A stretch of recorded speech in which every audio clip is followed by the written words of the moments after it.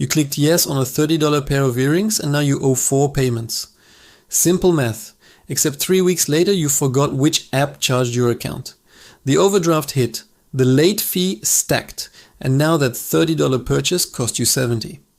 You are not broke because you are careless. You are broke because the system was designed that way. This is not new. The trap you are standing in was engineered 170 years ago, and it has been perfected with every generation since. 1856, Massachusetts.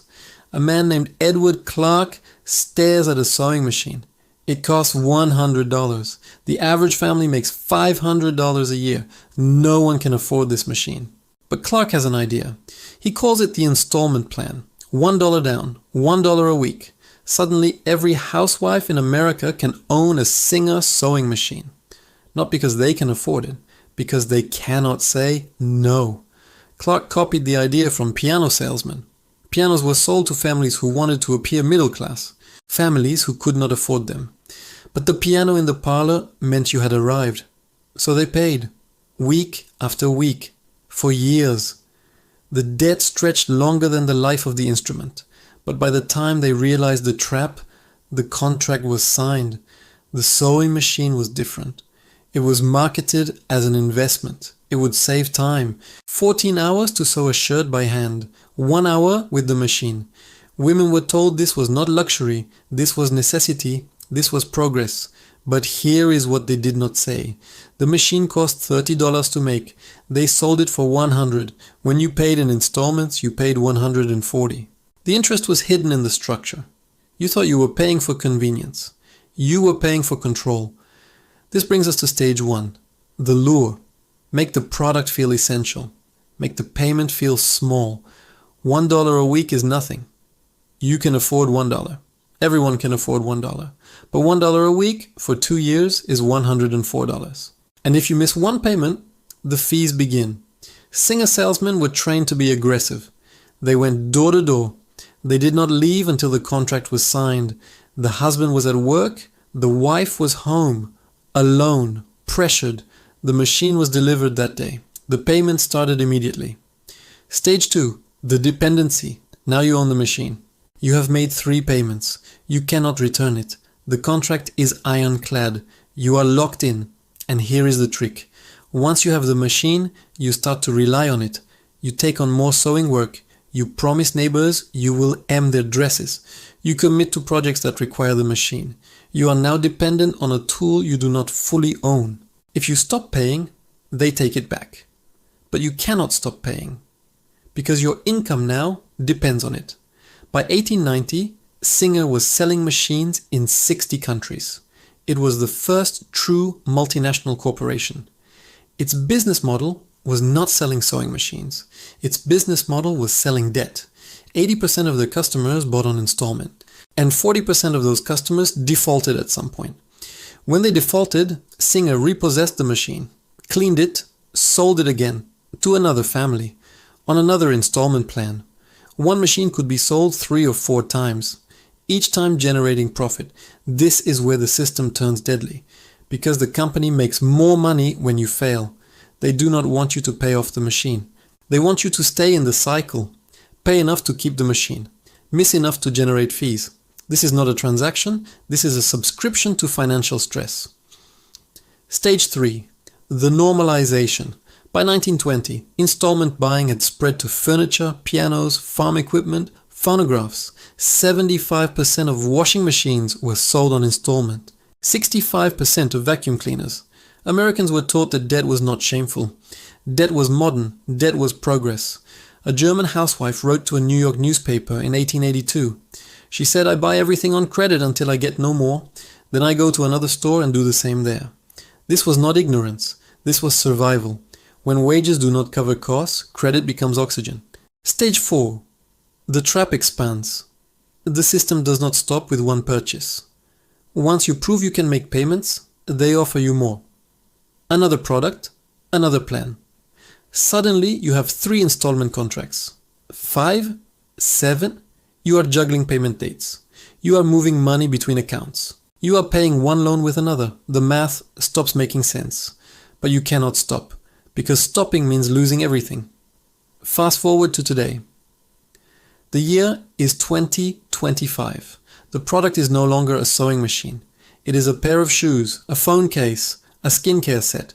The platform is no longer a door-to-door salesman. It is an app. Klarna, Afterpay, Affirm, Zip, Sezzle, 4 payments. No interest. Instant approval. It is embedded in every checkout screen. It is advertised on Instagram. It is presented as a favor, a convenience, a smarter way to pay. But here is the part they do not teach you in school. The mechanics are identical. The language has changed. The trap has not. When you split a $50 purchase into 4 payments, your brain does not register $50. It registers $12. $12 feels like nothing. So you buy the shoes, and the jacket, and the headphones. You have 6 active payment plans. You do not remember which ones. The apps do not talk to each other. There is no centralized tracking. You think you are spending $60. You are spending $300. Stage 5, the fees. 42% of Buy Now Pay later users missed a payment in the past year. Not because they forgot the money, because the payment auto drafted on the wrong day, because their bank balance was 50 cents short, because they had 4 payments due the same week and lost track. When you miss a BNPL payment, you are charged a late fee, $8, $10, $15. It does not sound like much, but that $8 fee on a $25 payment is a 32% penalty. If that were an annual interest rate, it would be illegal. But because BNPL is not classified as credit, it is not regulated like credit. The Truth in Lending Act does not apply. They do not have to disclose the effective interest rate. They do not have to run hard credit checks. They do not have to report your payment history, unless you default. Stage 6, the illusion of control. You are told this is not debt. You are told this is flexibility. You are told you are in control. But control is an illusion. The average BNPL user has 3 active loans at once. Gen Z users have 5. 55% of Gen Z BNPL users missed a payment last year. 28% were charged fees they did not know existed. The platforms track your spending. They track your browsing. They know what you want before you do. When you open Instagram and see an ad for the exact item you were looking at, that is not coincidence. That is surveillance. And when you click Buy Now Pay Later, the platform does not just approve you, it nudges you. It suggests a higher price bracket. It offers you a coupon if you spend $40 more. It manipulates your dopamine. The purchase gives you a hit of satisfaction. The payment is delayed. The pain of paying is removed from the moment of buying, so you buy more. Stage 7. The math of the trap. Let us be clear. The merchant pays the BNPL company a fee, 2 to 8% of the purchase price. That fee is higher than credit card processing.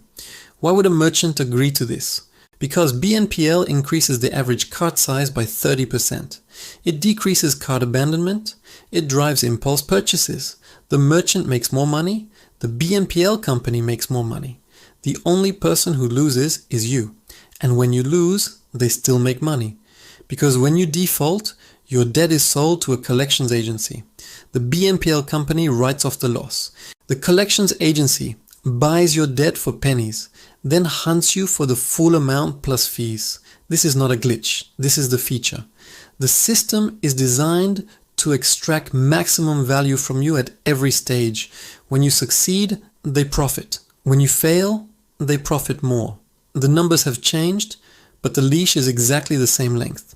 But here's the part they do not want you to see. 19% of BNPL users are buying essentials, groceries, utilities, medication. If you are using BNPL to buy food, you are not managing your budget. You are drowning. And the platform knows this. They target the financially vulnerable. They target people with low credit scores. People who cannot get credit cards. People who are one emergency away from collapse. They offer instant approval. No judgment, no questions. Just 4 easy payments. It sounds like a lifeline. It is a noose. The research is clear. BNPL users engage in more impulsive buying than credit card users. They underestimate their total debt. They overestimate their ability to repay. And when the payments start coming due, they realize too late that they cannot cover them all. One missed payment triggers a late fee. That fee triggers an overdraft. That overdraft triggers another fee. Suddenly, you are $70 in the hole on a $30 purchase and you still owe 3 more payments. This is not a conspiracy. This is a business model. And it works because you were never taught how it works. You were taught that debt is normal, that everyone has debt, that you should buy now and worry later. You were taught to trust the algorithm, to trust the checkout screen, to trust the 4 little boxes that say pay later. You were not taught that those 4 boxes are connected to a 170-year-old system designed to keep you paying forever. The cycle does not end, because the system does not want it to end. Every generation is sold the same lie with a new label. Installment plans became layaway. Layaway became credit cards. Credit cards became BNPL. The words change. The trap remains. You are standing in the same mechanism that caught your great-grandmother when she bought that Singer sewing machine. The only difference is the sewing machine lasted 40 years. Your impulse purchase will be irrelevant in 6 months, but the debt will follow you longer. The average American now has BNPL debt across multiple platforms. They do not know the total. They do not track it. The platforms do not make it easy to track. There is no consolidated statement, no total balance, no warning when you are overextended. You are left to figure it out yourself. And by the time you figure it out, you are already behind. This is the end game. Keep you confused, keep you paying, keep you one payment away from penalty, never let you pay it off too fast, never let you default too hard, keep you in the zone where you are profitable, where you are manageable, where you are controlled. The system has been engineered to break you slowly, not all at once, because if it broke you all at once, you would revolt. But if it breaks you in 4 installments, you accept it. You internalize it. You blame yourself. You think you are bad with money. You think you made poor choices. You do not see the architecture of the trap. You only see your failure to escape it.